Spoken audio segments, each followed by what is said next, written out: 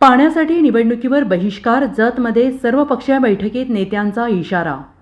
म्हैसाळ योजनेचे उर्वरित काम पूर्ण करा, अन्यथा लोकसभा निवडणुकीवर सांगली जिल्ह्यातील जत तालुक्यातील 65 गावे बहिष्कार टाकतील, असा इशारा भाजपचे ज्येष्ठ नेते माजी आमदार विलासराव जगताप यांनी दिला आहे.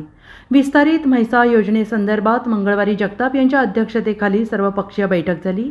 बैठकीत विस्तारित योजनेसाठी आंदोलनाचा एल्गार करण्यात आला. यावेळी राष्ट्रवादी शरद पवार गटाचे नेते तथा माजी सभापती सुरेशराव शिंदे, काँग्रेसचे तालुका अध्यक्ष बाबासाहेब कोडक, भाजपाचे तालुका अध्यक्ष प्रमोद सावंत, ग्रामस्थ आणि शेतकरी उपस्थित होते. वंचित असणाऱ्या 65 गावांना जाणाऱ्या लोक योजनेच्या कामाचा पत्ताच नाही. या गावांना न्याय देण्यासाठी पुन्हा संघर्ष करण्याची वेळ आलेली आहे. शासनाचे लक्ष वेधण्यासाठी टप्प्याटप्प्याने आंदोलन छेडण्यात येईल. जानेवारीच्या शेवटच्या आठवड्यात उपोषण, फेब्रुवारीत रास्ता रोको, मार्चमध्ये मोर्चा काढण्यात येणार आहे. याची दखल घेतली नाही तर वंचित असणारी 65 गावे लोकसभा निवडणुकीवर बहिष्कार टाकतील. सर्व शेतकरी आज एक विनंती आहे आणि आपला गाडोला सध्या पाणी नाही.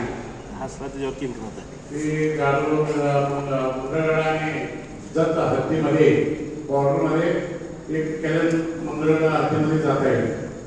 भरपूर पाणी मंगळगडला जात आहे, परंतु आम्हाला पाणी नाही. एक गोष्ट, आता जवळपास 40 वर्ष झाला आम्हाला पाणी आता मिळालं आहे आणि सध्या ते पैसे भरून मागायला लागले. परवा साहेबांनी बोलले आणि खासदारांनी बोलले, आमदारांनी बोलले, त्याचे काय दखल घेतलं नाही. आता दुष्काळ साहेब त्याला जवळ तेवढ्या टंचाईमध्ये पैसे भरून पाण्याचं भरून आणि शेतकऱ्याला माफ करावा असा माझे कल्पनेकडे विनंती आहे. Bureau report, SBN Marathi, Sangli.